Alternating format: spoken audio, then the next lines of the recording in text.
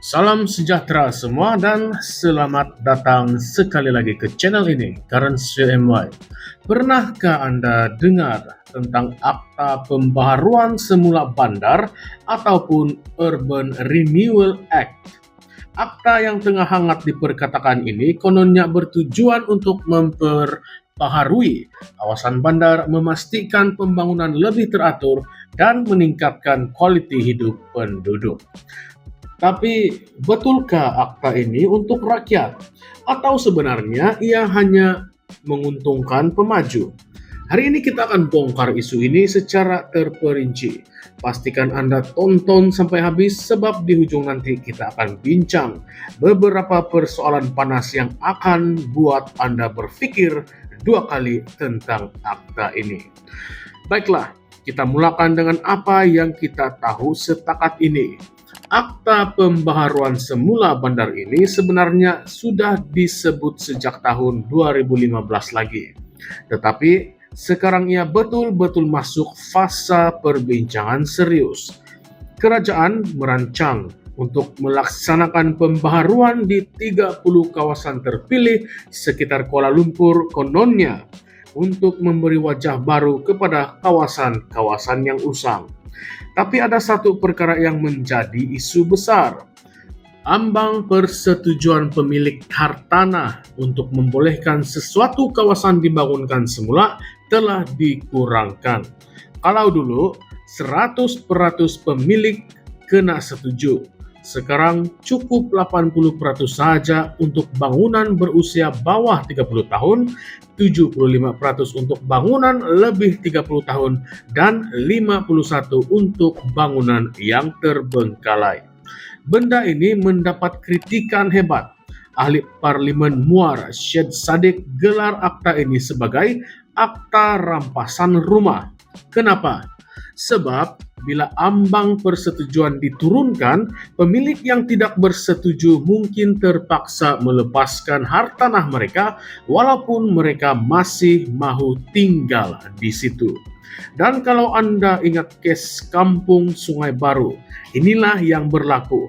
Kerajaan guna akta pengambilan tanah 1960 untuk paksa pemilik sarahkan rumah mereka dengan pampasan yang dikatakan tidak setimpal.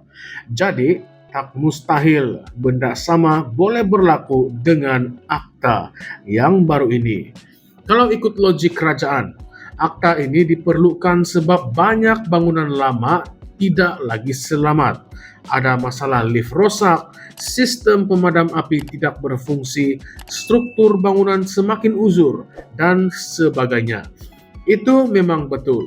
Tetapi cara untuk menyelesaikan masalah ini adakah dengan memaksa pemilik melepaskan hak mereka? Seorang pakar bandar, Koh Cha Lee, berkata akta ini sebenarnya penting sebab tanpa pembaharuan nilai hartanah akan terus jatuh dan menyebabkan bangunan jadi semakin terbiar. Tetapi itu dari perspektif ekonomi dan pembangunan. Bagaimana pula dengan hak pemilik? Kita tengok kes Kampung Baru, salah satu perkampungan Melayu terakhir di tengah Kuala Lumpur. Ramai pemilik tanah dan penduduk sudah protes sebab takut mereka akan kehilangan hak milik dan dipaksa berpindah dengan pampasan yang tidak mencukupi. Masalahnya, kerajaan selalu guna alasan majoriti bersetuju. Tapi pernahkah tidak kerajaan benar-benar dedahkan siapa yang bersetuju dan siapa yang tidak? Bekas ahli Majlis Bandaraya, Mak Kuin Weng, persoalkan benda ini. Bagaimana kita boleh percaya bahwa majoriti bersetuju kalau kerajaan sendiri tidak menunjukkan data sebenar? Lagi satu isu besar ialah bagaimana akta ini boleh mengubah demografi bandar. Seorang penganalisis dari Iris Institute, Fahmi Bahrudin, beliau berkata orang Melayu dan golongan berpendapatan rendah bakal jadi mangsa utama. Bila satu kawasan itu dibangunkan semula dari 500 rumah jadi 2.000 rumah, Pemilik asal mungkin hanya dapat pampasan setimpal untuk satu unit, tetapi baki 1.500 unit lagi akan dijual dengan harga yang lebih tinggi, menyebabkan kawasan tersebut jadi lebih mahal dan akhirnya dihuni oleh golongan berpendapatan tinggi. Fahmi beri contoh apa yang berlaku di Singapura, di mana kawasan Melayu dirobohkan atas nama pembangunan, dan akhirnya ramai terpaksa berpindah ke luar bandar karena tidak mampu membeli rumah baru di situ. Jadi, adakah akta ini hanya untuk memajukan bandar atau sebenarnya ia satu taktik halus untuk mengusir komuniti tertentu? Kerajaan kata mereka akan masukkan kuota perumahan mampu milik.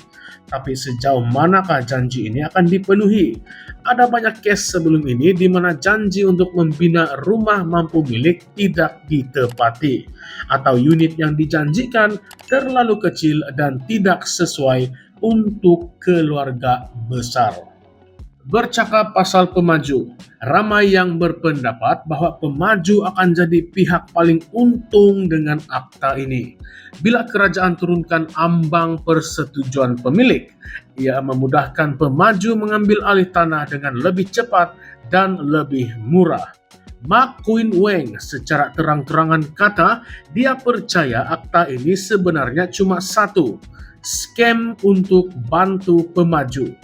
Pemaju boleh dapat tanah di lokasi strategik dengan kos rendah, kemudian bina rumah atau kompleks mewah yang dijual dengan harga yang tinggi. Dan siapa yang untung? Bukan rakyat biasa, tetapi pemaju dan pihak berkepentingan. Satu lagi isu yang perlu kita bincangkan ialah ketelusan dalam pelaksanaan akta ini.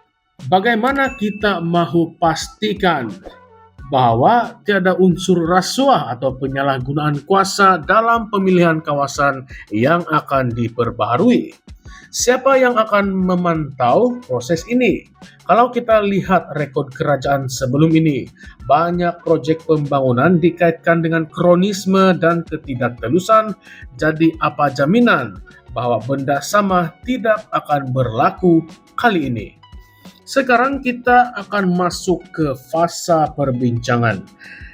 Saya ingin mengajak Anda semua berpikir dan beri pendapat tentang beberapa persoalan panas. Baiklah, yang pertama, adakah Anda bersetuju dengan penurunan ambang persetujuan pemilik hartanah daripada 100% ke 80%? Atau adakah ini satu cara halus untuk paksa orang melepaskan rumah mereka? Yang kedua, akta ini dikatakan untuk meningkatkan kualiti hidup. Tapi bagaimana kalau ia menyebabkan harga rumah semakin mahal dan orang susah tidak mampu tinggal di bandar? Yang ketiga, adakah kerajaan benar-benar ikhlas mahu membantu rakyat dengan akta ini atau ia lebih kepada memberikan keuntungan kepada pemaju? Dan yang keempat, persoalan yang keempat, adakah akta ini berpotensi untuk mengubah komposisi penduduk bandar? Dan jika iya, adakah ini satu bentuk pengusiran halus? Dan persoalan yang terakhir yang kami ingin Anda bincangkan atau fikirkan, bagaimana kita boleh memastikan ketelusan dalam pelaksanaan akta ini? Perlukah ada badan bebas untuk memantau keputusan kerajaan? Baiklah, kami semua ingin tahu apa pendapat Anda. Adakah Anda menyokong akta ini atau Anda rasa ini satu lagi proyek besar yang akhirnya lebih banyak menguntungkan pihak berkepentingan? Tinggalkan komen Anda di bawah dan mari kita bincangkan isu ini bersama. Apapun pendapat Anda, yang penting kita berbincang, berpikir, dan tidak menerima sesuatu secara bulat-bulat. Kalau Anda rasa video ini menarik, jangan lupa untuk like, share, dan subscribe untuk lebih banyak perbincangan panas seperti ini. Sampai kita jumpa lagi, jaga diri dan terus cakna dengan isu semasa.